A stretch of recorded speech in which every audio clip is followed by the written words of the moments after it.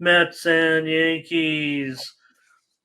In this one, it's well, a couple of pitchers have had some adventures with their health. To say the least. Quintana and Rodon. Rodon $1.50. Total here is 8.5, and moving higher here. I'm going to call it 8.5 flat because I'm sure that's where it's headed. I don't know if it's heading north of 8.5, but right now I'm showing pretty much 8.5 flat. Yeah. All right. Well, I'm going to go ahead and be on Quintana and the Mets. I don't actually have him that he's pitched on the road yet. I don't know if that's an error in my numbers here or not. But Rodon has pitched better at home than his 7.36 average there overall. But if I take a look at Quintana, right, historically, a ground ball pitcher, only allowed 8 home runs last season. And that's one of those things that I think the Yankees are having trouble being able to just produce runs, just not getting it into spots where they can produce it. They're always been the long ball hitters. And if they don't do that, they're having issues. And then I still don't know what's going on with Rizzo. I don't know. He's like 5 for 40, something like that. I mean, still coming up with bases loaded and striking out. He's not even getting close to putting this ball in play here. I don't like the Mets offense really much at all, but they're the ones that seem to be producing here in the series. So that's how I'm going to go. Rodon gives up a 540 slugging percentage versus the Mets and hasn't been sharp. Give me the Mets.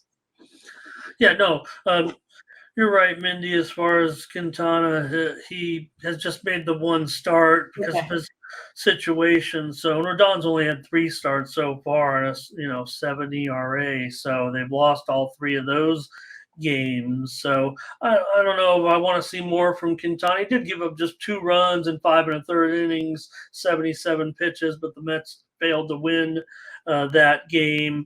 I would think these 2 pitchers could end up struggling here, and I'm going to end up on the over here for sure in this one. Yankees have gone over for their last 5. Mets have been going under pretty steady of late, but even in the Bronx, I'm going to go over here in this one. And Rizzo a couple nights ago did have the big hit. He kind of sheepishly, Sunday or whatever. yeah. So, but you could see it. Look, he knows he's struggling because he was, as the Yankees were celebrating, he was kind of like, you could see him a little bit of relief on his face and in his shoulders in the congratulatory line because he was able to come through with the big play. So. All right. Yeah, good point there on that. With the Angels, that maybe it's rest day. Double says so. We'll see. But sometimes it's a lot in those day games, but anytime on getaway day.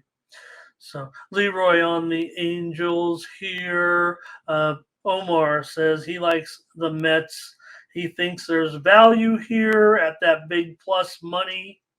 I would think is the way he's suggesting it. Jamal is on the Mets. Dre, Mets team total over. Solo on the under here. Hot boy says Mets. Butterscotch is on the Mets. Luis is on the under. Clyde Buckley says go over. Thomas Lewis, Mets money line. just jumped up there like that. Yes, sure did. The dog was not happy. He came into the room, and then look what happened. Here he comes jumping right at my face. This is not going to work out. That's all I know. You need to give me space. All right, Mindy taking the Mets in this one. I'm going to take the over here. And Yankees definitely had some things to be concerned with after yesterday. Leroy Mets. I think he's saying team total under. I think is what he's suggesting there. Oh no, that can't be right because he has Mets. Well, I guess he could have those both, but those don't correlate. So, thinking I'm just misreading. Oh, that's Leroy Akins. Leroy. They both have the brown L. Right. What a coincidence. Never been able to figure out why Yeah. anybody gets the color Colors. on their letter. Miguel here, Mets, lots of Mets. Okay. All right. Mindy on the Mets. I'm on the over. Let's continue on. Hello. Too. Sherrod is here today. Let's get it.